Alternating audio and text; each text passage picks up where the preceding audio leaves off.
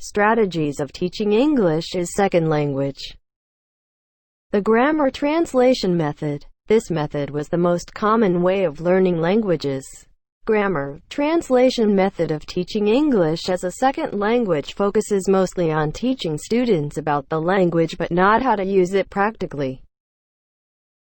The fact that the grammar translation method of teaching is based on grammatical analysis to understand the construction of English as a foreign language means that it is not a natural method of learning a language.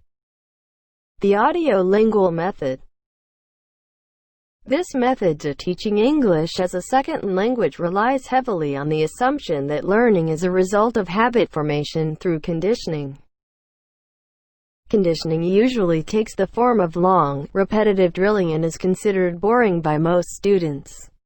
Drilling is not real, nor is it realistic language that speakers use in everyday life. However, it is an effective tool, used sparingly, for beginners to learn vocabulary.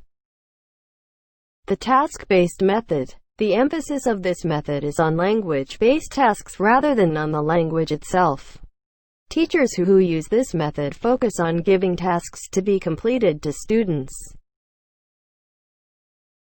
An example of a lesson using the task-based method of language learning.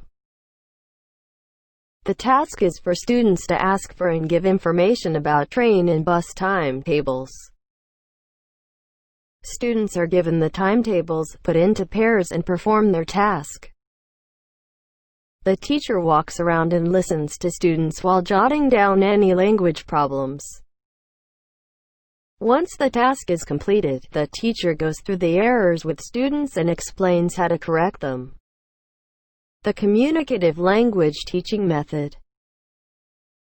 The CLT method differs radically from the other, older approaches to teaching English as a second language that have tended to dominate language teaching over the years. It has two main strands to it.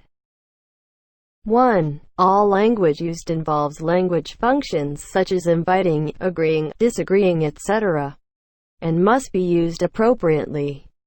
2. Students are given enough exposure to language and opportunities to use the language for language learning to take place.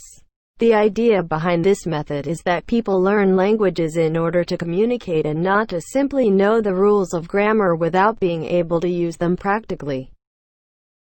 End of the presentation. Thank you for listening.